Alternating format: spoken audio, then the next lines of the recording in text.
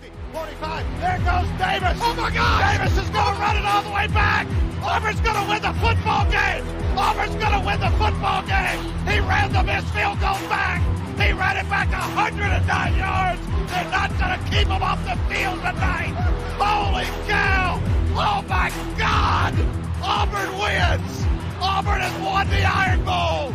Auburn has won the Iron Bowl in the most unbelievable fashion you will ever see.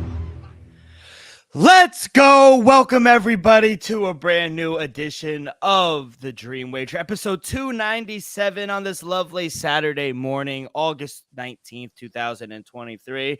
As always, I'm your host, D-Rock, and joining me is our NBA guru, my partner in crime, Elvis Acosta. Elvis, how you doing today, kid? I'm doing great, Dylan. Your boy's a little tired, long night, yesterday, but we're good, locked and loaded, ready to discuss NFC North still. Yeah, can't wait. We will continue our NFC two-a-days with the NFC North. We'll finish off with the Detroit Lions and the Minnesota Vikings. We'll also have MLB plays a little later on. Got some NFL news to discuss. But real quick, off the top of the bat, love the new intro. I was thinking, that's one of the greatest calls of, at least of my generation. I was thinking the other one had to been... One has to be the miracle. Do you believe in miracles when we upset the Soviet Union in the semifinals in Lake Placid? But another one, down goes Frazier. Down goes Frazier when George Foreman knocked him down. That's another one. We weren't alive for it, but that's an all-timer. Obviously, Auburn's going to win the football game. We were talking a little about offline, but what is your top 3, top 4 favorite calls of all time? I can't give you a top deal, but I just give you some, memorable ones, off the top of my head. Barry Bonds, 756 was just legendary. Yeah. I remember I was young, man, and I remember just SportsCenter kept break because, we live in the East Coast, so we don't get those games televised. I remember every at-bat for 2 days straight, it was televised, Fox, ESPN, ABC. They cut whatever scheduled program was on to witness history. Got to see 755, got to see 756, and one of the greatest calls, in my opinion, of all time is Barry Bonds. Is it back? He is indeed. It is out of here. It's just, I don't know, bro. Every time it's iconic. Yeah, it's just nostalgic. So, Barry Bonds, 756. Red Sox winning it, 04. That was legendary. Off the top, I remember Joe Madden when the Patriots first won the Super Bowl. I was still very young, but I remember, Joe Madden says "Oh, I don't like what they're doing here. I think they should just, run out the clock and play for overtime." And then Tom Brady completes that 27-yard pass, and then he goes, "I kind of like what the Patriots are doing," So it's some things like that that's just very iconic and just legendary. Yeah. The Auburn, me and Dylan, we both agreed. Yo, let's have that. Because I'm a Bama fan. Yeah. I'm an Alabama fan. I rock my boy Nick Saban, Ask me how I feel about Alabama receivers. I would say they're deep. But when I witnessed that game and saw that call, and to me, one of the greatest things is when everybody on the sideline jumped and took that step back to the side. They knew. And then he just said, Auburn's going to win the football game. And I'm over here nah. It's going to be a flag. There's no way he's about to wait off a kickoff for the field goal, bro. So, it was just iconic. And Miracles on Ice, like you said, great. Yeah. Bro, I witnessed it. I'm just going by what I witnessed, I know. I didn't witness it either. And if you guys haven't heard the call, watch The Miracle on Disney. I mean, it's an amazing rewatch when they go through the tournament. But going towards ours, Auburn's going to win the football game. That wasn't even the live televised. The one we have is the Auburn radio station. So it's actual Auburn University play caller. And I just love it. He goes, "Oh my God." The second the guy's going, "Oh my God, he's actually going to run it back." So it was amazing. Another football one you made me realize, talking about John Madden, Joe Buck, Thanksgiving, when Randy Moss moons the crowd. He goes, "And that's absolutely disgusting." And he goes, I am sorry to everyone that just saw that. I can't believe our cameras picked that up. I love Joe Buck, but that was an amazing call too. I mean, I just love Joe Buck, to be honest. But yeah, no, great calls. We're still working on it, so we might add some more. But yeah, no, I just wanted to get your opinion quick off the top. Another one we could add. It's a whole sequence. It's like about a minute long. But Dill, LeBron's block with Kyrie's 3. That one too, and I was thinking about Mike Green going, because there's so many where he goes bang. Yeah, bang! we should add a bang right in the middle of a transition. Bang! You have to, bro. It's just so many great. If anything, we have different ones for episodes. Like if it's just a Monday Night Football, we have an NFL one. If it's a college Saturday night, huge game, we have a college football one. Then when it's come basketball season, we have a basketball one. That's a good idea. Yeah. And I think this is perfect right now because week 0's next week. We got Navy taking on Notre Dame in Dublin, Ireland. So college football starts next week. We will have week 0 plays for you there. But Elvis, let's start it. Little NFL news before we get our plays out there. Jadeveon Clowney, veteran, he signs with the Baltimore Ravens on a 1-year deal up to $6 million maximum. I love the deal. I think they're going all in this season. I think they're really trying to make that extra push after kind of a deflating season last season. A lot of people got injured, but I love the move. I think it brings a great veteran presence in that locker room, especially on that defense. And Jadeveon Clowney, say what you will, he could still get a few sacks here and there. So I like the move. What do you think of the Ravens signing Jadeveon Clowney? Dill, I think it's a match made in heaven. You got Roquan Smith there. He's a fucking monster. He's one of the best backers in linemen in the league. So I think when you pair Jadeveon Clowney on opposite side of another great pass rusher, I think it just opens up his things. It's going to make his job much easier. He's not going to face double coverages. Even though Jadeveon Clowney's on the downside of his career, yes, he will still face double coverages every now and then. You got to at least respect the man. So I think it's a great signing. I love the fact that he's in division still. So yeah, the Browns they want to pay me. Oh well, I'm going literally a state over. So I like everything about that deal, and I think for that defense, it's a perfect match. I think he's going to bring grit, grind, and that veteran leadership. Yeah, no, I agree. Having him, Patrick Queen, and Jadeveon Clowney on one side. You also have Tanner Bowser as well on the other side. That's already a stacked defense. We know what the Ravens bring year in, year out on defense. And then just adding a guy like Jadeveon Clowney, who's honestly just an animal. Yeah. But yeah, no, I love that move as well. We'll stay in division. NFC. I always think they're division because they're right next to each other. But NFC East, the Commanders, we just talked about them last week. We expected Sam Howell will be the starter. Ron Rivera came out and said Sam Howell will be the starter for week 1 against the Arizona Cardinals. Not shocked by this move, right?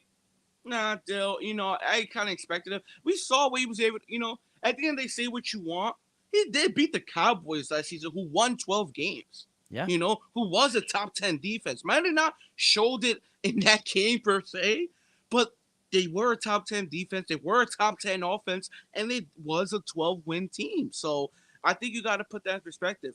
Eric Bieniemy, I think he's going to bring, a new fawn in the offense. I expect much more in the passing game. Even be a little more creative in the running game, Dill.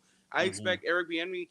I'm not going to say Sam Howell's going to beat Patrick Mahomes, but to do Patrick Mahomes things. I'm not going to say he's not going to beat Patrick Mahomes. I just want to make that clear. Yeah. But Eric Bieniemy is going to pull the full potential out of him and make some plays, possibly make him do some plays that Mahomes people were doing, So I just want to see what Eric Bieniemy could do with Matt Howell. He's young. He got a great arm. And to be honest, still, he got the athleticism as well. So yeah, and he also has the receivers as well. So I do think it's a good situation for him. He has a great OC. I do like Ron Rivera a little bit, but we'll see. He is young, and like you said, he beat the Cowboys last season without Eric Bieniemy. Now you implement one of the best, if not the best, offensive coordinator in the league, then I think he's just going to get that extra momentum, extra step in his game to just take him to that next level. So yeah, I'm happy for Sam Howell. I think sky's the limit for him, especially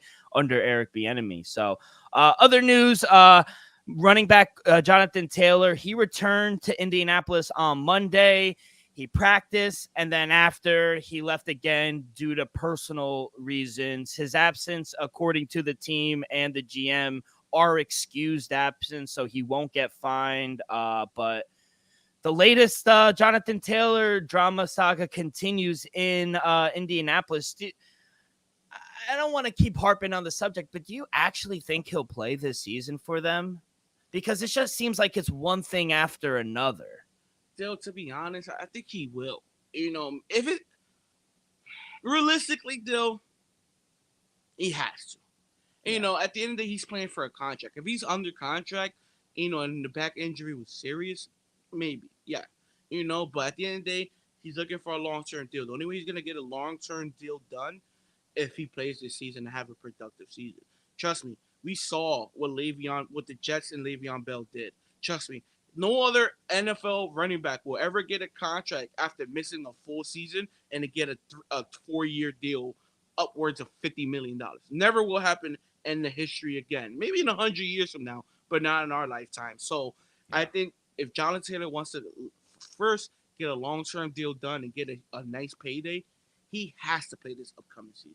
No, I agree. And speaking of running backs, we literally, it came news, I think, hours after we recorded on Monday, but running back Dalvin Cook signed a 1-year deal worth up to $8.6 million with the New York Jets. And it honestly has felt like he's been a New York Jet for about a week already, like with the whole Hard Knocks, him coming to camp and whatnot. But from everything I read, the reason they let him walk out of the building without a deal is because they had different, I guess, opinions about his role. He obviously still thinks he's an RB1. We like Breece Hall and the future of him and the rookie. So they're going to split time. He's obviously going to be the running back too, but now either Michael Carter-Williams, Donovan Knight, one of them's going to get cut within the next week or two. I would say try to at least get a 5th-round pick in return, Deal, because those kids are talented, especially we saw Carter able to step up last season, and Knight, you said they've been raving about him in camp. So, Dill, I instead of cutting one of those young guys, especially they on rookie deals, I say you try to at least get some type of, return on your investment and get, a 4th rounder, 5th rounder, or 6th rounder, just because I feel like those guys are talented enough. If not, Dill, if you like your whole running back room complete, like, if it's not a major drop off from 1 to 4, maybe you move Breece Hall for like a 3rd-round pick, and then you still have a deep running room. I'm just saying, I'm just throwing it out there. I don't think they're gonna do that. And it was the whole question was, oh well, when is Breece Hall gonna come off the PUP list? And then the day after we signed Dalvin Cook, he comes off the PUP list, so he'll be ready for week 1. I think they're gonna split time. The first 6 games are very tough for the New York Jets, so I think it will actually help us having 2 backs like a Dalvin Cook and a Breece Hall. 3. I mean, honestly, I agree in the fact that we should at least get something instead of releasing someone. And I think it's going to be Michael Carter Jr. who gets the boot, just because, like I said, they've been raving about Zonovan Knight. They like the rookie that they drafted from Pitt, Izzy something. I can't pronounce his last name, but they call him Izzy. So they like him as well. And they're definitely not going to keep 5 running backs on the roster. So they're going to keep 4. My understanding is that it looks like Michael Carter will be the odd man out, unfortunately. And it's not to say he's a bad running back. I do think there's a spot for him somewhere, but I haven't said this in a while, but the Jets running back room is very deep right now. And I didn't think it was a need. I think offensive line and maybe another receiver's a better need, but it definitely helps, I would say. I definitely think it's like icing on the cake a little bit. So it doesn't hurt us having Dalvin Cook. But yeah, I'm not surprised we signed him a little more than honestly I would have wanted. $8.6 million. Guy just had shoulder surgery. I believe in him. I think he'll be healthy, but $8.6 million for a 1-year deal for a running back that we've just talked about how the market isn't really hot. Really good to these running backs, I thought was kind of high. Do you think the number was kind of high for Dalvin Cook? You're on mute. I'm sorry, Dale. No, just because I think he's worth it. But for the Jets perspective, yes. But are Yeah. you telling me if I don't know, let's just say the Bills would have signed Dalvin Cook for $8 million, we would have sat here and said that's a good signing. If Dalvin Cook would have signed with the Chiefs for $8 million, we would have said that's a good signing. If the Dalvin Cook would have signed, any other team, we would have said that's a good signing. It's just the Jets, they have a pretty good running back room. So it's not like it's like, Yeah. oh, they're going to Super Bowl now. It's not like they No, moved the no, yeah. needle. So like I asked you this question to you on the Monday show. If Dalvin Cooks gets signed to the Jets, is he honestly the best running back in the room? And you had him sat I there, had and to think there. yeah, he might be, but is he, the number one best running back in the room? I'm not Yeah. sure about that. Especially coming off shoulder surgery. Now, he has the best career because he's been in the league longer, but if you're telling me to pick between Bryce Hall or Brees Hall and Dalvin Cook for the future, no disrespect, Dalvin, but I would take Brees Hall. He's younger. He's shown me a lot, and I think there's some wear and tear a little bit on Dalvin Cook. He still could get you 700-800 yards, but I don't know. He could also catch the ball out of the backfield as well. He's also good out of the backfield, but good signing. And I think there's a lot of storylines for week 1. You got brother versus brother, James Cook versus Dalvin Cook going up against each other. Aaron Rodgers making his first debut. You got DeMar Hamlin making his debut. You got a lot of storylines on Monday night. Return. Yes. Yeah. Miraculously. So thankfully, got a lot of storylines. I think it's a good deal, but, definitely not a necessity. But really wanted to end on the last thing. NFL running back Alex Collins did pass away Monday morning at the age of 28 due to a motorcycle accident. And just want to thoughts and prayers go out to his family and loved ones, just because I did have the chance to meet Alex Collins in a bar called Rec Room at Towson University. Towson was 10-15 minutes, if that, from Baltimore. It was in Baltimore County. So it was definitely a bar college, and a lot of the NFL players would come and party at Towson for obvious reasons. But yeah, he was a down-to-earth guy, chill. He never really wanted to be the attention of the room, and you could just tell the guy really had a good heart. He was a good running back, and it's just sad because no one deserves their life to end at the age of 28. You have your whole life ahead of them. So, yeah, just really sad situation. And, yeah, I just wanted to, send my little condolences to him and his family. It was just awful. You have anything to say about it? Rest in peace, Alex. Just hope his family could grieve well. Everything goes into, their heart, relax and everything, because, it sucks. 28 years old, played in the NFL, took care of his family. Shout out to him. To me, he did his job. It just sucks that he was, got taken from this earth just way too soon, in my opinion. But just a heads up to all the people that's riding bikes. Just remember when you hop on that bike, just take a second. Remember, this could be the last time. So all my people out there that rides bikes, or our listeners that, if you ride a motorcycle, I understand it's a great hobby. I have a quad myself. I enjoy riding, but I ride, in the farmland, in the campo, you could say. So up in upstate New York. So or our riders out there, just remember, ride safe. Don't do nothing crazy. Remember, it's not just you, it's other drivers on the road, not just you guys. Yeah, well said. And that's what I was going to say. It's not just you. We know sometimes you're good drivers. It's the other idiots on the road as well. So, yeah, like Elvis said, we have friends that have motorcycles and ride. And, yeah, it's cool and it looks cool. But just be careful. It is very dangerous. I hate to sound like that old parent, but it's the truth when you get older. But let's transition, Elvis. Let's get to our plays. Big MLB slate today. We got 15, 16 games, something like that. Real quick, big win for the Red Sox last night. Took care of business in the Boogie Down Bronx. Going to the game on Sunday. I was hoping to see Garrett Cole in a good pitchers matchup, but Garrett Cole is going today. But are you going to touch this first game? First of all, are you going to touch the Yankees-Red Sox game today? Still, I wish, MLB had a thing like football, where it's just like I could bet like the 6th inning to the 9th. just because you got to respect Garrett Cole. Garrett Cole, he might throw a gem out there. I got to respect it. So I'm staying away from it just because of Garrett Cole at home. But Dill, when the bullpen comes in, the game is live. So I give us a shot to win, but you got to respect Garrett Cole. I do expect us to win the series just because we won game one, and I expect us to win tomorrow. But if we lose tonight to Garrett Cole, Dill's respect. Yeah, I mean, Yankees are really not a team you really want to back right now, except when Garrett Cole is on the mound. So, no, I agree.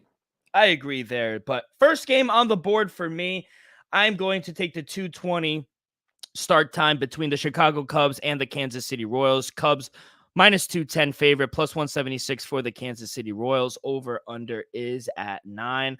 I'm going to take Justin Steele in the first 5 innings, minus a half a run at minus 125. Justin Steele is having an amazing season, 13-3 on the year, 2.79 ERA, and he's even better at home. Going against Brady Singer, who he's just a fade. Let's be honest. He's a fade at this point. And I know Kansas City, they're playing all right baseball. At least they're scoring some runs now. But Cubs, much better team. They have their ace on the mound. They're very good at home. I think at least in the first 5 innings, they should have the lead and get a run or two off of Brady Singer. And by the way, if you do want to touch the total, you got strong winds, about 12, 13 mile an hour winds blowing out into Wrigley Field. So you know how the ball loves to travel in Chicago. So might look towards an over as well. But yeah, that is my first game. Cubs first 5, minus a half a run. Elvis, what's your first play? Still, first of all, I just want to say I like it. First play of the day, Dill. We're going to Anaheim. Los Angeles. No, well, let's be honest, because on the MLB show that I'm on, we always say that. Like, yeah, they're the Los Angeles, but they play in Anaheim. The stadium is called Anaheim Stadium. They're the Anaheim Angels. That's it. I ain't mad. Like I said, Tampa Bay Rays taking on the Anaheim Angels. Over understand at 8.5. Oh, shop around, people. I see some 8 and 8.5. Dill, give me Tampa on the money line, Dill. Angels lost yesterday on a heartbreaker to me, Dill. When you lose a game like that, you're gonna lose the whole weekend. It's just like you're up, you're chilling, Tiny hits a grand slam, you're having a good time. What a shot! Yeah, what a shot! And then you end up losing that game, Dill, in extras. So yeah, I think you got to take Tampa the whole weekend. So I like Tampa on the money line. It's a little rich at minus 146. Minus 142 shop around. I think you got to sprinkle something on the money line as well. On the run line as well. At plus 115. Games like that rip the spirit out of the team. Yeah, 100%, especially a team that's been kind of on the downward spiral ever since the All-Star break and the trade deadline as well. So, no, I agree. Tyler Glasnow, he's their best pitcher now since their other ace went down with getting Tommy John surgery. So, I like it. I do like it. I do think. Oh, they have a doubleheader. So this is the first game, and then are you talking about the Tyler Glasnow one or the Zach Eflin? No, the 407 start. This first game. Okay, yeah, the first game. Yeah, so that's with Tyler Glasnow. Yeah, I like it. Even getting a plus 115, plus 120 on the run line, I think there's some value there as well. And yeah, I was watching the game. What a fucking shot by Shohei. What a shot. And then for you to lose the game, that's a tough look. Yeah, you're right. I think it kind of me personally, I'm taking the day off today. I'm taking the day. I'm like, yo, bro, I can't. What Tyrese? What more do you want from me? You ever saw that clip of Tyrese crying? Yeah. I'll actually go my second play. I'll actually go on a run line. Let's take the Minnesota Twins at home against the poopy Pittsburgh Pirates. Yo, we liked the Pittsburgh Pirates in the beginning of the season, but everything went downhill. It's been a bad second half for them. Sooner summer came, the Pirates won. Exactly. And as soon as Cruz went down, one of their stud prospects, the whole season went down. But yeah, Sonny Gray at home. I think he's the right side. They have the pitching advantage there. Don't want to lay the minus 178 on the money line, but plus 120 getting on the run line against a team that is just a wagon at home in Pittsburgh. They've lost 4 of their last 5. They're 3-7 in their last 10. Minnesota's putting some wins together. They've won 4 of their last 5 games. They're getting hot at the right time. So plus 120, I think, is a good value play. Give me the Twins on the run line for my second play. What else you got? Dill, let's go to Cincinnati, Dill. Toronto Blue Jays taking on the Cincinnati Reds, Dill. And I'll be honest, Dill, give me the Reds on the run line. The over-under sitting at 10. To me, that's a little too rich. If you like the over or the under, by all means. To me, 10 is a little too high. I lean the under. But Dill, give me the Reds on the run line, +1.5 at home. Don't get me wrong, Toronto is the better team, but this Reds team at home, I expect them to at least cover. So I give them a shot to win at +122, Dill. But give me Cincinnati +1.5 at home. Yeah, it should be a close game. And Chris Bassett is a guy you want to back at home and not really on the road. So, yeah, I see it. And you're not getting that bad of a price. I'm seeing +130s, +134. So shop around. Not bad of a number to get a run and a half. For my next one, it'll be my dog of the day. Give me the Seattle Mariners against the Houston Astros. They won yesterday. They're on fire right now. They finally got into the wild card. They got into the last spot. And I just think they keep it rolling. They're 7-3 in their last 10. They've won 4 in a row. While don't look now, but Houston, they've lost 4 of their last 5. And Seattle has won 5 of its last 6 meetings between the Astros. So low-key, they've owned them this season. Logan Gilbert on the mound. I think he's better than Framber Valdez, getting +136. I thought Houston would open up as the favorite, maybe around a -110. But almost a -150 against a Seattle team that's playing extremely hot. Julio Rodriguez is basically seeing a beach ball at the plate right now. He is on fucking fire. So I got to continue to back the hot bats. Give me the dog of the day. Give me the Seattle Mariners on the money line +136. Dill, this next play might come back and bite me in the butt. But guess what, Dill? I got some faith. We going to St. Louis still. The New York Mets taking on the St. Louis Cardinals. Sitting even, -108. Both sides. Over under sitting at 8.5. Lean the under, by the way. You know the Mets can't score. But Dill, give me the New York Mets on the money line. -110. They're -108 right now. It's dead at an even pick 'em. The New York Mets should win this game. You're the better team. You're the more talented team. Dill, the Mets should win this game. If y'all win this game, just end the season today. Adam Wainwright was dealing for 4 innings the other night. I was just gonna ask you the Adam Wainwright game. We got to continue to fade him though, because he did wind up getting the home run. But yeah, he was cruising through 4 innings. I'm surprised. It's the first time I took the Mets in a while. Give me the Mets as well. I got a -110. It's -108, like Elvis said, both ways. Yeah, they've won 6 of the last 7. I don't like the articles coming out saying, "Oh, we're only 7 games out of the wild card." Only, yeah. They need to relax with that. That's kind of disrespectful. Yeah, don't believe the hype. Yeah, they're winning some games now, but you should take care of business against St. Louis. Come on. Yeah, and then look who they played. They played the Pittsburgh Pirates, and they lost the game there. So they're playing easier competitions. Wait till they play the Braves. Wait till they play someone good. Let's relax a little bit. But I do think with Kodai Senga on the mound, he's their ace right now. I know it's on the road, but I do think he's the better pitcher between him and Miles Mikolas. I will take the Mets here. Keep it rolling. They should win this game. But being a Met fan, these are the games that they fucking lose, the ones that they should win. So gonna cross my fingers. I agree. This is a hold your nose kind of bet, but I agree. The Mets are my 4th play of the day. How about you? Dill, my last play of the night, my most confident play of the night, Dill. We head into the Atlanta Braves. Dill, San Francisco Giants taking off the Atlanta Braves. Over under sitting at 9.5. Braves sitting at -118 on the money line, Dill. Give me the Braves on the money line, -118 against the San Francisco Giants. Honestly, the Giants, they're decent, but Braves at home, I just think that they're at another level than the Giants. So give me the Atlanta Braves at home on the money line, -118. And I'll be honest, Dill, at +170 is worth a sprinkle on the run line as well, Dill. You just got to back. This might be the first team to get to 80 wins, people. Yeah, no, they're a fucking wagon at home, and this is where you really want to back them. And I think we're getting an extremely short price. Yeah. I know Yanni Chirinos isn't the best pitcher on their roster, but their bats are fucking ridiculous. And I hate to admit it, but Matt Olson might hit another fucking home run today. It pains me to say it, but they're really good. When this team is healthy, Dill, they might just be the best team in baseball when healthy. That's it. This is the first time they've been all healthy in 3 years.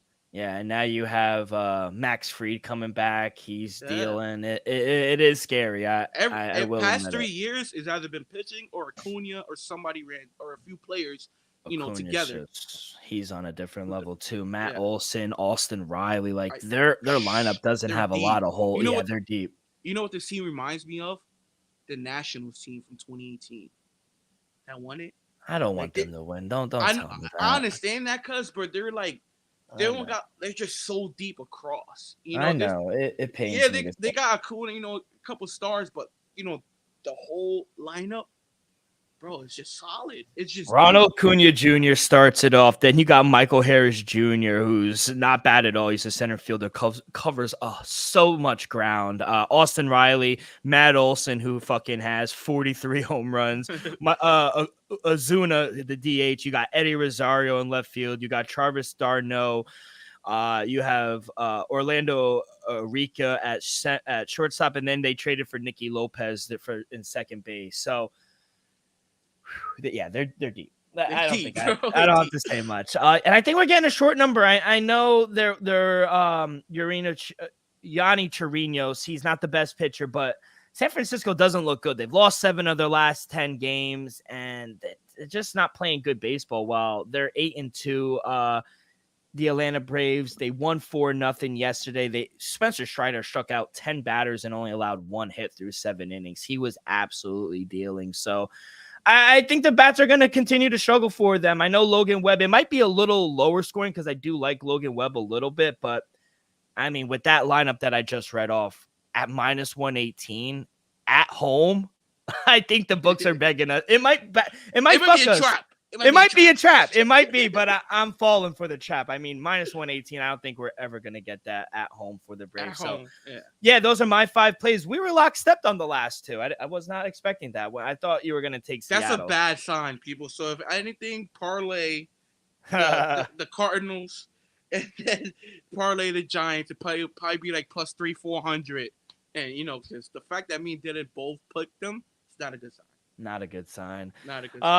Elvis, good luck on the diamond. But before we get over to the Lions and the Vikings, a quick word from our sponsor today. We are brought to you by Viva Tequila Seltzer, the most refreshing hard seltzer on the market, hands down. There's no wonder why Viva was voted #1 hard seltzer in the world by San Francisco World Spirit Competition. With only 88 calories, 0 carbs, 0 sugar, and a light 4.5 ABV, Viva is the perfect drink for your post-game celebrations, as it was created with that active lifestyle in mind. We flavor our tequila seltzer because flavor is the spice of life, and we like our drinks with just a kick.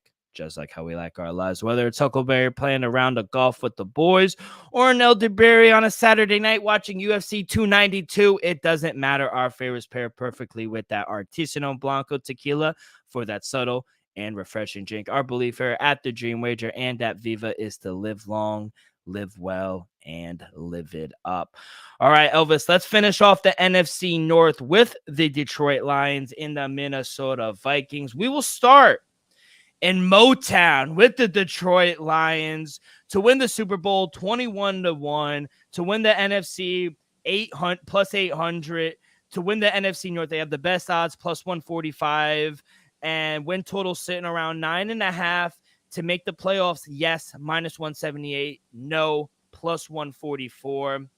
I'll start it because I think I'm a little higher than a lot on the Detroit Lions, but give me them to win the NFC North for the first time since 1993. Give me them to obviously make the playoffs if they win the division. And give me I like them to go over their win total, 9.5 at minus 122. I got a little early at minus 115, but money has come in on them. The Lions have the 11th easiest schedule in the league this season. They're favored in 12 games, Elvis. They do have a negative net rest advantage, but they play 5 games with a rest advantage and only 3 games with a rest disadvantage. So more games they have rest. And the Lions don't play a single game with fewer than 6 days of rest and preparation. The Lions also have 3 Thursday night games on the schedule this season, which I guess I wish you could provide 3 mini buys because you kind of get a longer stretch playing on a short week. So I know last season they weren't great on defense, but after week 8, when they fired their D-back coach, their defense actually improved for the remainder of the season. Their defense went from allowing 32 points per game to 20 points per game after allowing 6.51 yards per play to 5.87 yards per play. In the offseason, they added Emmanuel Mosley, Cam Sutton, and CJ Gardner-Johnson to their secondary. Their secondary is going to be much better than last season. And let's not forget, the Lions went on that stretch in the second half of the season. They won 8 of their last 10 games after that tough start in the beginning of the season. They had a lot of injuries, which I do expect to have a little positive regression on that area. But I like this team, man. You and I know we're big fans of Dan Campbell. I think he is the right man for the job. And I think they could finally get a double-digit win season for the first time since 2014, 9 years. But I'm high on Detroit, man. I really think they're the best team in this division. Still, I can't disagree with anything you said. I'm not going to say I'm as high as the Lions as you are, Dill, but I can't deny anything you just said. I expect the Lions to be better than they were last season, defensively, offensively, Dill. I expect a lot. Maybe not as much as you, Dill, but I do expect the Lions to make some noise this season. So let's just start there, Dill. Lions to win the division. Give me the Lions to win the division, Dill. This one is tough just because, to me, quietly, this might be one of the best divisions in football. No, all seriousness, just because I'm not saying they're just so good. It's just because it's all evening match. I don't think there's not one bad team in the division. Also, there's not one great team in the division, but there's not one bad team. There's a small chance each team in this division wins 8 games. So, Dill, it's tough to pick them to win the division, but to be honest, I have to have a division winner. Give me the Detroit Lions to win the NFC North. It's shocking to say that, but Dill, I think it's time. Another one I like, Dill. I like the over wins. So this is a double-edged sword, people. Just because they should go over, they should. I do think they win 10 games, but if you don't think that, people, I got something for you. Give me the Detroit Lions to win exactly 9 games. You can hit the under. You can hit the over. But if they win exactly 9 games, people, you're getting plus 600. So give me the Lions to win exactly 9 games at plus 600. People, think about it. I'm covering my bets. If they win the division, they go over, I win. If they happen to go under, I still win. So I think the bottom ceiling of this team is 9 wins still. Do you think they could win the division with 9 wins? Still, I don't want to jump too far ahead, but absolutely yes. Still, just because, like I said, I see 7 or 8 in Chicago. I see 7, 8, maybe 9 in Green Bay. Like a maybe 9. With the Vikings, same. With the Vikings, the same thing, Dill. So, like I said, I could see 2, maybe 3 teams coming out this division, making the playoffs, winning 8, 9, 10 games, just because the NFC is so weak. So, Dill, give me the Lions to win exactly 9 games and the over. I like both. Over 9.5 and to win exactly 9 games at plus 600. Give me the Lions to win the division. And, Dill, give me Coach Dan Campbell. Wow. Coach of the year at plus 1,000, people. I'm letting you know right now, not the Coach of the year never goes to the highest win total. Never goes. It always goes who turned their team around the best. If Dan Campbell goes from 7-9 to a division title, it's his award to lose. I'm not saying he's going to win it. All I'm saying is it's his award to lose if he wins that division. Yeah, no, I agree. I love the call. And like you said, it doesn't have to go to the highest, because we saw it last season with the Giants. They only went 9-7, but he turned that organization around in Brian Daboll. So I love the pick. I honestly thought last season he had a chance, his first year, 3-13. You got to make the playoffs at least. Yeah, I agree. And they had the opportunity, but they had that awful start. But if the Seahawks lost, they in the playoffs. I know. And that's the thing. But his first season, everyone was like, is Dan Campbell the guy? They went 3-13. They didn't really elevate. But then the next year, they took that big step, going 9-8 last season. And if he takes that next step, wins the division, gets a double-digit wins, it will be hard not to give it to him unless another team blows it out and another coach goes crazy. But like if the Texans win the division, Oh yeah, something like that, or the Jets. But Robert Saleh, all jokes aside, the Jets could win 12 games. Robert Saleh is not getting a vote. Oh yeah, that's Aaron Rodgers. It's Aaron Rodgers. I know that. No, but I love the pick. I loved it. I love Dan Campbell getting it. I do think that's a real possibility. And gun to your head, I know you've covered all your grounds, which is very smart on your part. But if you had to, do you think they're more inclined to win 10 games or 9? I'm just trying to get it just because most of their hard games are on the road. They're not really at home. I want to go on the record and say they're going to win exactly 9 games. Just because I feel like, Minnesota, those like the last 4 weeks of the season, they could possibly lose every game. I'm not saying they will. I ain't pick them. I ain't pick them to lose. Yeah. But to me, they have a tough closing schedule. They'll look at the last 4. Yeah, Denver at home, then they're on the road in Minnesota, then they're on the road Saturday night game in Dallas, and then they finish at home in Minnesota. You could say the last 5 weeks because I got them beating the Saints in the first week of December. But last 5 games at Chicago versus the Broncos, at Minnesota, at Dallas Cowboys, home against Minnesota. Still, that's 5-game stretch. Still could make or break the season. So that's why. Like, don't get me wrong, I like the over. Like, I bet at the over. But still, would it shock you they lose the last 3 out of 5? Realistically, look at it. It would shock me, to be honest, because they're only underdogs in one of the games, and that's on the road against Dallas. They're 2-point favorites at home against Denver. They're 1-point favorites on the road in Minnesota, and then they're 2.5-point favorites week 18. They're 3-point underdogs on the road in Dallas. I think they will lose to Dallas, but to be honest, I think they should beat all those teams. Maybe they'll split. I did have them splitting with Minnesota. So maybe the one on the road. But I don't think Chicago. I'm not high on Denver. We discussed that. I really don't. No, but that's think the thing. It's still going to be a hard game. I'm not of just course. I gave him the win, though. Don't get me wrong. I gave him the win. That's why I said I like the over.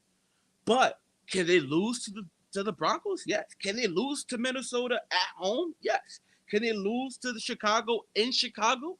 I give them a shot to. I chalked it as a win, but would it shock you if Chicago wins at home? No. It wouldn't. Especially later in the season. Exactly. If it's a snow game, that's going to be a tough game to win. At home, I just don't think they lose because all of the games that they're like I said, they're favored in 12 games as of right now. Obviously, they're all subject to change. They're underdogs in 5 games. All 5 road games, they're underdogs. Week 1 in Kansas City. Week 7 on the road in Baltimore, week 10 coming off a bye in Los Angeles against the Chargers, in the Dome in New Orleans, and then week 17 in Jerry World. Those are all tough games on the road. But I also say, you know how I said they could lose possibly 3 out of the last 5? I don't think they should be the underdogs against the Saints. Honestly, that's a tough game to play at, but I think the Lions could win that game. So, you might. Not you, but, personally, some people might have that chalked up as a loss. I have it chalked up as a win. So I'm just trying to explain to you, break down why I got 9. I like 9 more than 10. I like 10, but I love 9. Just because the last 5 weeks still, I'm not saying it's brutal, but it's a toss-up. It's a toss-up, And I like the value you're getting at plus 600, to be honest. So if they land on 9... they could still win the division. I agree with that sentiment. At 9 and 8, I still think they could win the division. Yeah, so they could still win the division, and I hit for plus 600 in the division. And the division, and for them to make the playoffs. But I mean, I agree. I don't think they should be a big underdog. We'll see, because if they start the season hot, they might not end up being an underdog. This is all preseason, but. I just think it's a tough place to play in New Orleans. In the Dome, it's a very tough team to play. We're talking NFC North, Vikings, and Lions. We're on the Lions right now. Yeah, so we're pretty high on the Lions. I got them going over their win total. Elvis, he could see it, but he likes exactly 9 wins at plus 600. We both think they're going to win the division. And now we will get into their player props. Jared Goff, passing touchdowns, 24.5, minus 134 towards the over, plus 104 toward the under. His passing yards, 3,875, minus 112 both ways. His interceptions, 10.5 to go over at plus 102, minus 128. We will start with Jared Goff. I have come around on Jared Goff. I'm so happy he's finally found a home in Detroit. I think this match with him and Dan Campbell, I think it's a match made in heaven. They really understand each other. And I think it's a good system that he has. But we'll start with you, Jared Goff, passing touchdowns, yards, interceptions. How are you going to play Jared Goff this season? Or I want to start off by giving Jared Goff his flowers because I ended up picking him up during that last 6 to 8 win week stretch of the season. Dill ended up winning me a Super Bowl. So thank you, Jared Goff, for that. I just want to give him his flowers. Dill, I ended up staying away from the passing touchdowns just because Jared Goff is not a passing touchdown machine. Yeah. I don't expect him to go 30 plus touchdowns. I don't see him being that guy still, but I am touching the over passing yards still. So give me over 3,875 and a half passing yards still. I think Jared Goff and this offense could easily go over 4,000 yards. I expect with a healthy St. Brown, Jamal Williams when he comes back, after week 6, I think. Yeah. I expect this offense to flourish. I expect this offense to be at the level they were, averaging high 20s, low 30 points a game in the last 8 weeks of the season, Dill. The last 8 weeks of the season last year, they were just an offensive juggernaut, Dill. Running game and passing game. So I expect Jared Goff to hit I'm not saying we're going to see what we saw the last 8 weeks of the season, but I expect to see more of that than what we saw the last season as a Ram and the first season as a Lion. So I expect Jared Goff in the offense to run, honestly, still possibly to a division title, like Jared Goff over passing yards. Yeah, I like his under interceptions 10. Ever since he's come over to Detroit, he's taken care of the football. Last season, he had 7. 2021, when he got traded, he only had 8. So getting 10.5, think that's a little disrespectful because I know the last 3 years in LA, Z Players was mentioning it, a little PTSD, but he was kind of forcing it. He needs to improve on his accuracy down the field. I think that's the biggest question for Jared Goff. Jameson Williams, he will miss the first 6 games, which is kind of odd because he should have got a year, realistically. Calvin Ridley got a year. Let's call a spade a spade. If he's getting a year, he should get a year. My thing is, if you got suspended for the first 6 games, how can you participate in preseason and training camp? It's because you're suspended for the regular season, not preseason. I get it, but it's so just last season, Deshaun Watson was suspended for the first 12 weeks, right? Yeah. 11 weeks, something like that, and then he played training camp, he played preseason, but sooner week 1 hits, you're no longer allowed to visit the team facility, practice. All you're allowed to get is like plays, playbooks. Yeah, and just study and train on your own. No, I get it. It just always seemed a little weird, but I do like the passing yards as well. I'm not going to go over his touchdowns. 20 to get 25, he's done it, but I'm not going to bet it. Yeah, I'm not going to bet it. I'd rather bet his passing yards. Last season, he threw for 4,400. His first season in Detroit, threw for 3,200. He's gone over this number in 5 out of the 7 years in the league. His rookie year, he only threw for 1,000 yards, but he only played 17 games. In 2014, when he missed some time, he had 14 games. He went under by 300. So I think if he plays 15, 16, 17 games, he's a 4,000 yard passer, especially with Amon-Ra St. Brown. You got Jahmyr Gibbs coming out of the backfield. He's a great receiving running back. They got back Marvin Jones Jr. And then when Williamson comes back, I think he's another threat as well. So I do think Goff will have a good year. But Z Player saying, though, he's been a steady decline. But I think with the new atmosphere, the new coaching staff with the Detroit Lions, it's good to get out of LA. He made the Super Bowl, and I think this is a good resurrection of his career. I do think he was declining in LA, and that's when I was off of him. I was like, and then they sent him to Detroit to die, but he's actually gotten better. He's improved. So I like Jared Goff. I like his overpassing yards, and I like his under interceptions. Jahmyr Gibbs, no rushing touchdowns, but I do have rushing yards. It's at 625.5, minus 110 both ways. He was selected 12th overall. He's an Alabama product. Maybe like a goal line specialist, but 5'9", 199 pounds. He's fast. He ran a 4.36. He's quick. He has hands out of the backfield, like I said. He could break tackles. He's elusive. Yards after the catch is good. I like him. I think he could be like an RB2, RB3 type of guy for fantasy purposes. But, I don't know about the running. They do have a great offensive line.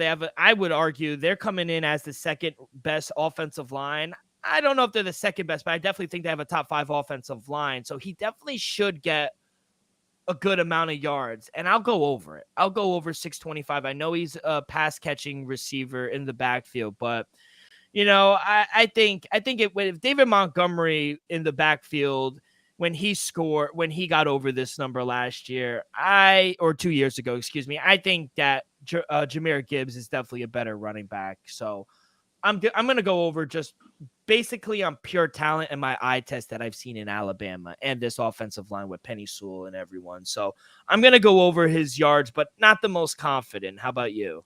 Still, I'm going over his yards, and I'm confident that, you just don't take him at 12 overall, though, if you don't think he's going to come in and produce right away. So yeah, I was shocked. I know you were shocked that they took him at 12 overall. We were shocked that 2 running backs went, top 12. So the fact that was able to happen, I think it was great for the sport, though. But still, you don't draft a guy 12 overall and if you don't expect him, one, to either start or produce.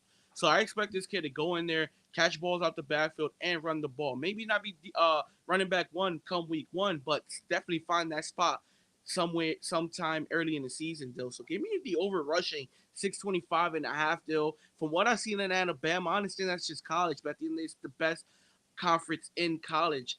Dill, he looks like the real deal. I think 625 is short. Yeah, it does seem short. And you think there's you think there's a chance he doesn't start RB1? I think he will. I don't think like you said, you don't draft someone at 12 not to give him the starting job. I say he'll be more of like a pass catcher at first off the backfield, and then slowly turn into RB1, where he's just first, second down, he's there. And then I see him more of a, gadget guy / third down back at first, and then slowly work his way to every down back. Because they do have David Montgomery listed as RB2, but yeah, maybe they'll start with David Montgomery and, like you said, put him maybe in the slot, line him up, because that's another guy you got to deal with at the edge then. Bro, I'll set him in motion. I think he's gonna have. There's a lot you could do, yeah. So it'd be very interesting. Now for wide receiver, you can't touch Jameson Williams just because he's going to be gone for the first half of the season. Yeah. So only guy you can touch, Amon St. Brown. His receiving yards set at 1,050.5, minus 115 towards the over, minus 105 to the under. His receiving touchdowns 5.5. Minus 135 towards the over, plus 115 towards the under. 95.5 is his reception target number. A lot you could take. He's improved since his rookie year, 2021. He caught 90 catches for 912 yards, 5 touchdowns. Last season, he took that next step, caught 106 balls for 1,161 yards with 1 more touchdown, 6 touchdowns. So, can you see him taking another step this season? Yeah, still. With him, it ain't about talent. It's about health.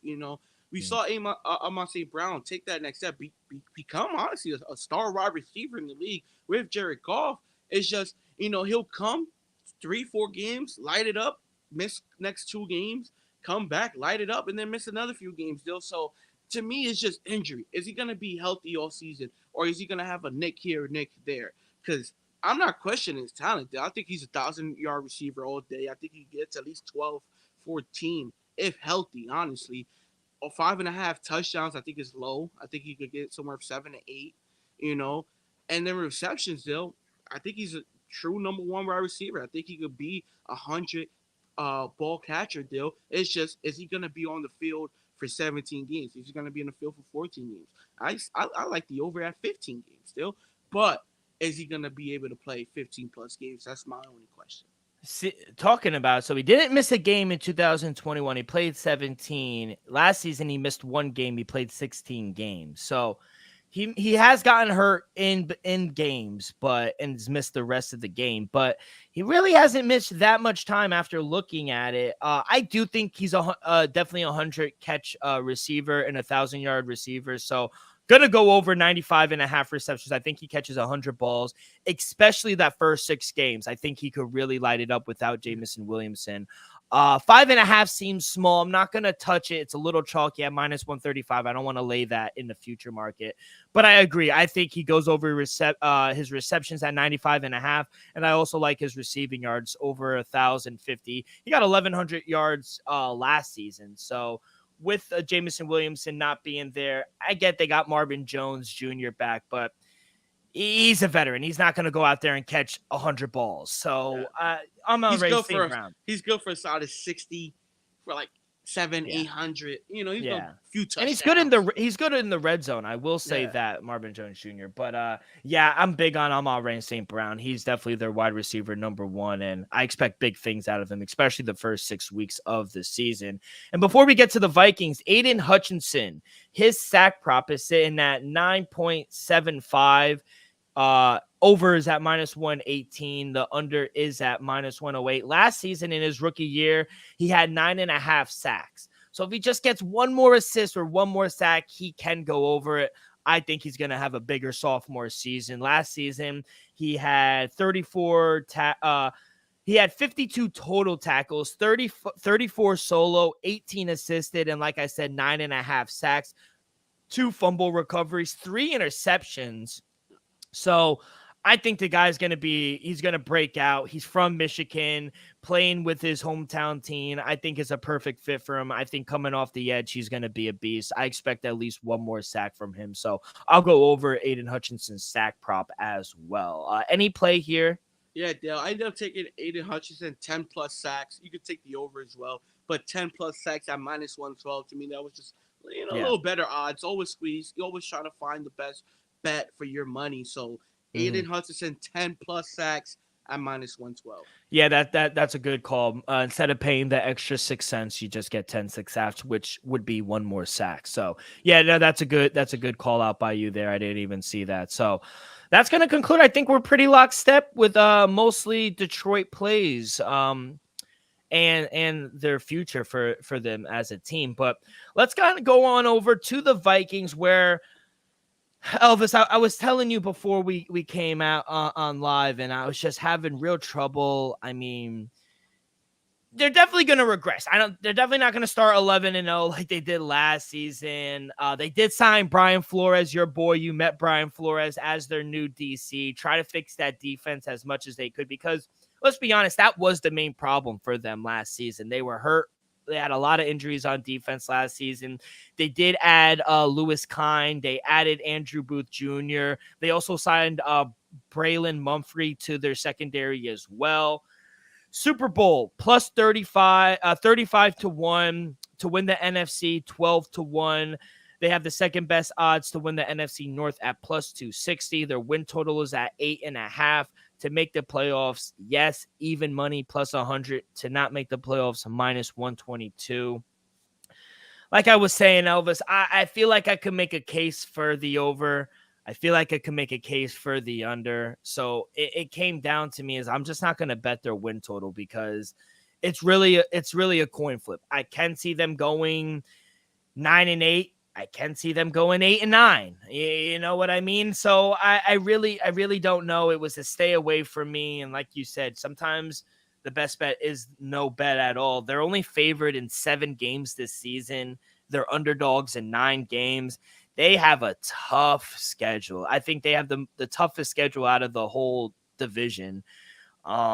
So yeah, try to convince me otherwise, because I really couldn't come down with a win total right now. Like I said, their win total is at 8.5, -128 towards the over. To go under is at +104. And gun to my head, if I had to, I would take the plus money and take the under, to be honest. But I like Kirk Cousins. I like Justin Jefferson. He won me fantasy.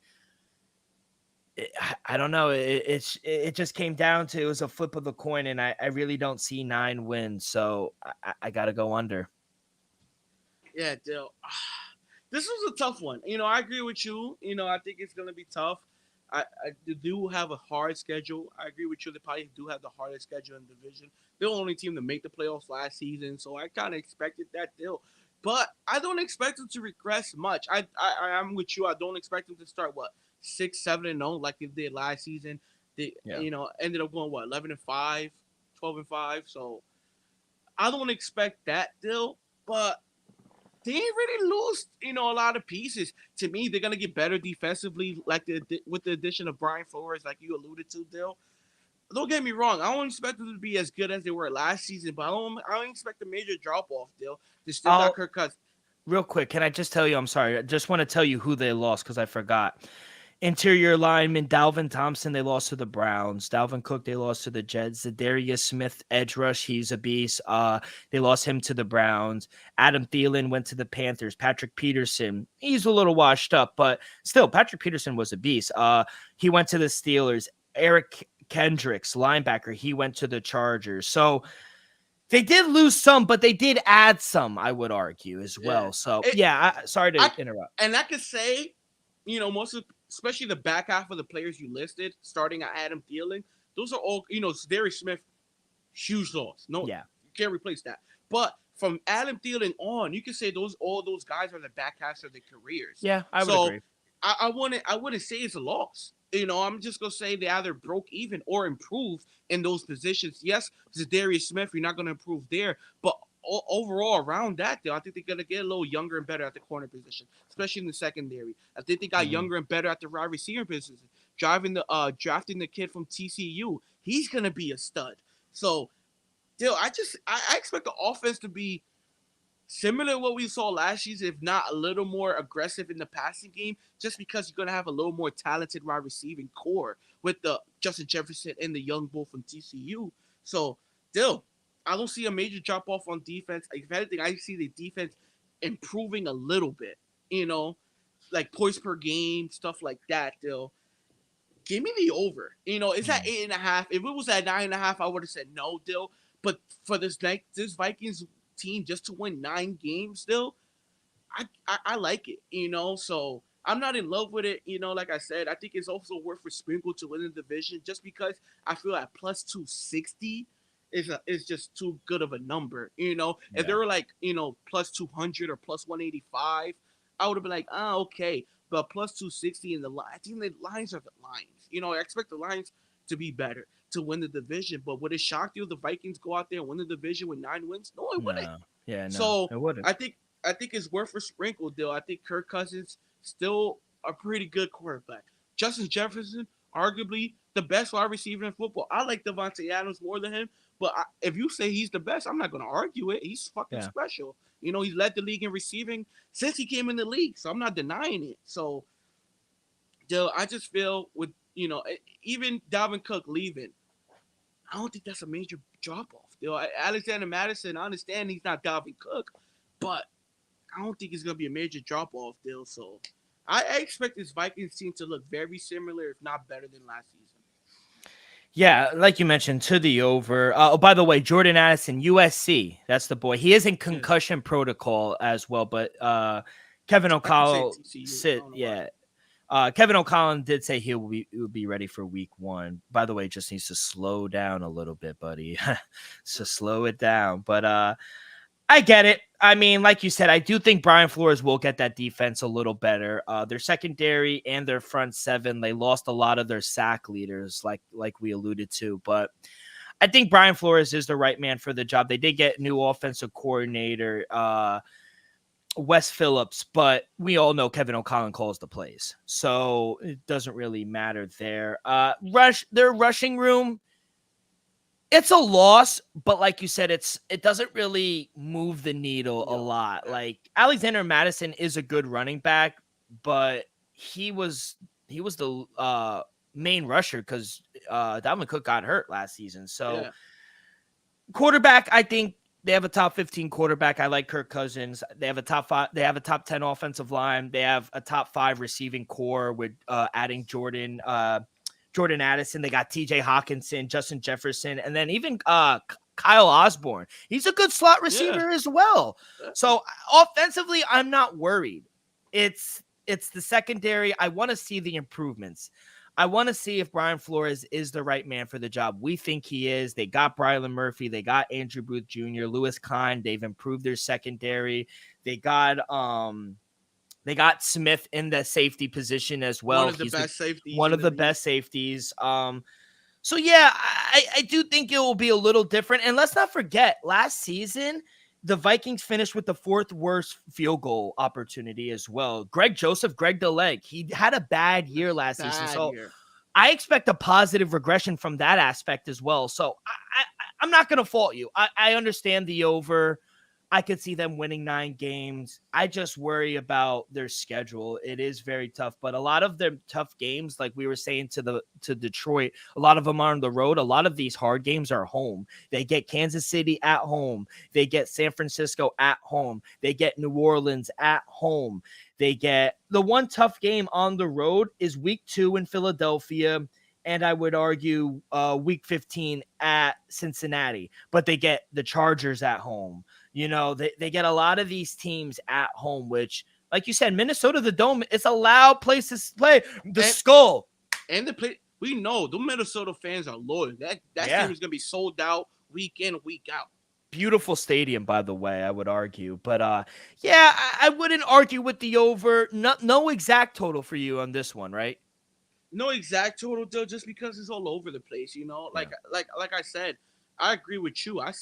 It's a chance to win 8 games. Shit, there's a chance to win 10 games. So I ended up just saying I just like the over, you know, because exactly 9, win exactly 9, win exactly 8, win exactly 10. I just don't know. I counted 8. I even counted 10 once, and I was like, nah, they're not winning 10 games. But they can. They could. Yeah, they can.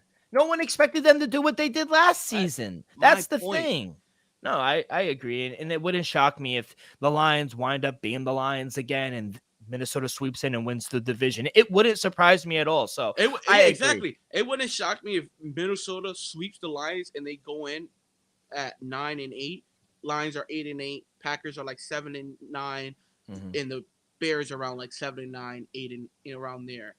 I do think the best statement you made so far is this is the most parity of the divisions. This is the most equal of all the teams. There's not one great team, but there's not one bad team. No, 100%. So let's go to the player props. We'll start with my boy Kirk Cousins. His passing touchdowns high, 29.5, -102 towards the over, -126 to the under. His passing yards, 4,275.5. -112 both ways. Interceptions, 11.5, -134 towards the over, which is disrespectful, +106 towards the under. Kirk Cousins does love to throw the ball in there a little bit. He did have 14 interceptions last season. How are you going to take advantage of Kirk Cousins? You know, he started his first 6-7 seasons in the Capitol in Washington. He's played the last 5 seasons in Minnesota. Fully guaranteed. I mean, you gotta add that in there. I mean, he's worth the money though. I mean, you're better off with Kirk Cousins than not with Kirk Cousins. That's my argument. Always, everyone is always the first to the keyboard to say Kirk Cousins isn't a good quarterback. So who are you going to replace him with? Find me Justin Jefferson. Find me someone. Find me. I could argue he's a top 15. I can't say top 10 just yet, but you can't name me 11, 12 other guys you'd rather have. The guy puts up numbers. He might not win you the big games always, but he's going to get you there. So we'll start with his passing touchdowns. 29.5 seems big. Last season, he threw for 29. But prior to that, the last 2 seasons, 2020 threw for 35. 2021, he threw for 33. Can he get 30 again this season? Dill, can he? Yeah. Will he? I don't know, Dill. So, Kirk Cousins, I end up staying away from the passing touchdown total. I lean the over just because I do expect him to exceed 30, but still, this is a guy who never had more than 35 passing touchdowns in a season. So why would I smash over 29.5? He averages around 29 to 30 touchdowns passing. So if Kirk Cousins had a few seasons in there where he threw for 40 plus, I would have been like, yeah, deal. But he never exceeded 35. So I'm not going to bet somebody to have over 29.5 where their career high is 35. Yeah, no, I agree. I wouldn't touch his passing touchdowns. It is high for a reason, but passing yards sitting at 4,275. I gotta hammer that. Smash it. He's gone over this number in 6 straight seasons. The last time he didn't get it, he threw for 4,000 yards in 2017 in Washington, where he threw for 4,093. And then prior to that, 2016, he almost threw for 5,000 yards. It was 4,917. I mean, this guy's going to go for 4,300, especially with everything we laid out. They have a good offensive line. Alexander Mattison actually helps the passing game because he's more of a pass-catching running back out of the backfield. But you got Kyle Osborne. You got a top 5, maybe top 6 tight end. You got a great rookie on the outside. You got 1 or 2 Justin Jefferson. Got Kyle Osborne in the slot. I just think there's so many weapons. Yes, he'll probably throw some interceptions. He likes to force the ball a little bit, especially downfield. But with this tenement of receivers, you have to take chances. You know what I mean? Some of these receivers demand the ball. There's a lot of mouths to feed on this team. I just think if he doesn't get hurt and he plays 16, 17 seasons, he's a gamer. He stays healthy. He balls. He hasn't played under 16 games since 2014, where he got hurt and played 6 games. But other than then, 16. Last season, he played 17. He's always playing hurt, but he's a fucking gamer. He's like Matthew Stafford. He doesn't care if he gets hurt. He's going to get up and he's going to make the next play. And that's why I fucking love Kirk Cousins, because he never bitches. He might take a play off, but the next play he's going to give it his all. And I'm high on Kirk Cousins, obviously, but I do think he could throw for 4,300 yards. So not going to touch the interceptions because I could see him going over it again, but I definitely could see him throw closer to 5,000 passing yards this season. That's one of the most confident plays I have for the Vikings. How about you? Still, give me Kirk Cousins over 42.75.5. Still, I think this number is a little short. Don't get me wrong, the touchdowns, staying away from it. But passing yards, still, I expect Kirk Cousins to go somewhere around 45 to 5,000. Yeah. Let's just be real.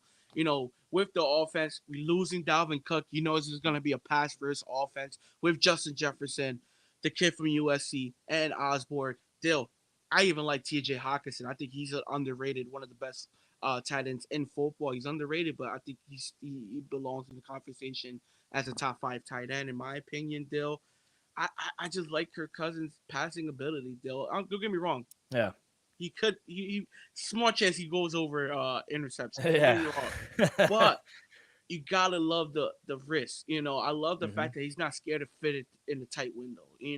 And we saw one of the best catches last season with Justin Jefferson Moss, like 3 defenders. The catch of the year. Kirk Cousins not afraid to give his wide receivers a chance. So yeah. I respect that. Yeah, he might throw double digits interceptions. I understand, but he's gonna give his wide receivers opportunity to get the ball, and I respect that deal. So yeah. Give me Kirk Cousins over 42.75.5 passing deal. Give me a sprinkle Kirk Cousins to lead the NFL in passing yards at plus 1,100. He has the 4th best odds, by the way. So Vegas is telling you something already, people. He has the 4th best odds. He has arguably the best wide receiver in football.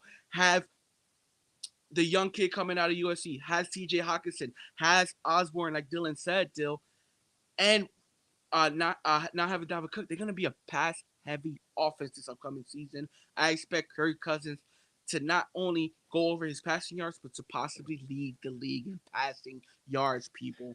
Yeah, I like it a lot, to be honest. At 11-1, I think there is some value there as well. And you mentioned it, Alexander Mattison. Not the biggest running back, but he does catch the ball out of the backfield. Since 2019, he's had over 15 receptions. He has over 200 yards. I think he's more of a threat on the receiving it than catching it. And looking at his rushing prop, 850.5. His rushing touchdowns is at 6.5. Give me the under both. He hasn't hit five. To be honest, this is a big jump, Elvis. Like I get Dalvin Cook's not there. I get they have a top 10 offensive line. They're going to be good. But this is Kevin O'Connell doesn't run a old school offense. He runs a West Coast system where they throw the ball a lot. Look at their receivers.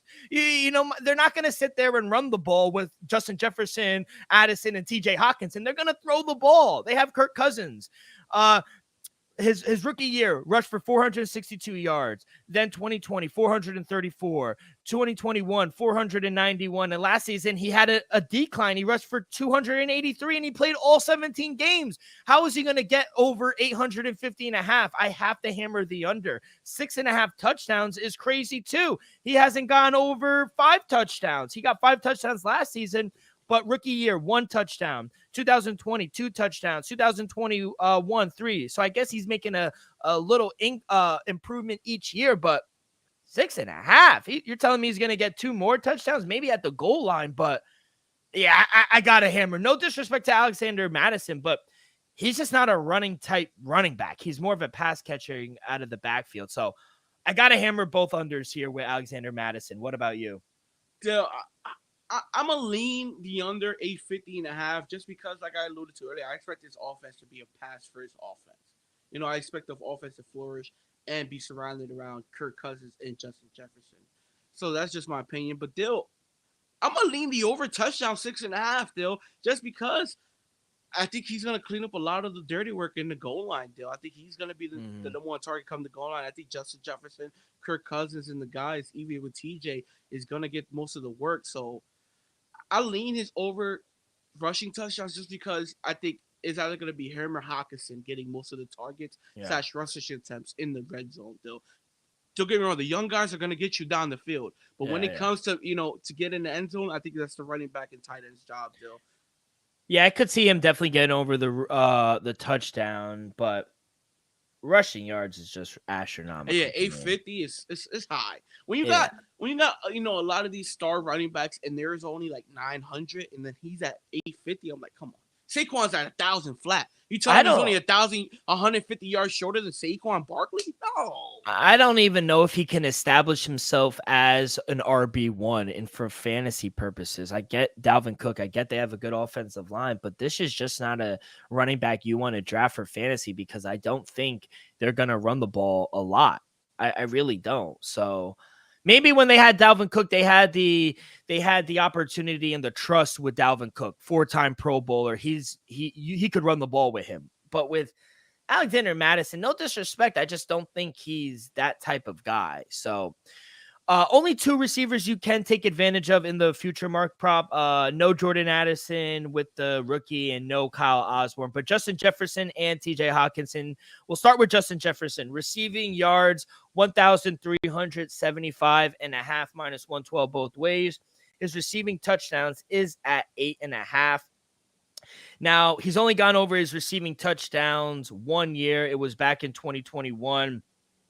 But other than that, 375.5. He's gone over this in all 3 years. His rookie season, he had 1,400. In 2021, he had 1,600. And last season, he led the league. He had 1,800. I mean, there's just no way he doesn't get another 1,500 yards. He's going to catch 120 balls this season. Like we said, Kirk Cousins is going to find him. He's going to find him. And sometimes, I don't know if you watched it yet, but quarterback the series, they got inside the huddle, and Justin Jefferson's talking to Kirk Cousins like, give me the ball. Like, just throw it up. I'm going to go and get it. I know you got the arm. I know you got the accuracy, and it's like the catch. He's going to go out there and catch it with one hand.